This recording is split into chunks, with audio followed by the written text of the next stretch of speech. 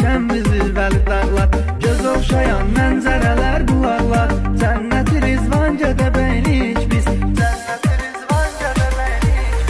Zən zən zən Gədəbəylik biz, Cənqadan alan Gədəbəylik biz. Zən zən zən Gədəbəylik biz, Cənqadan alan Gədəbəylik biz. Bu təbiətin havası ruha qidadır, hər yanı cənnətdir, sövq-i səfadır. Xəstəyə narzan suyumuz şəfadır, dərdlərə dərman Gədəbəylik biz, dərdlərə dərman Gədəbəylik. Həmişə vətənin arxasında durmuşuq, biz erməniyə hilə kələk qurmuşuq.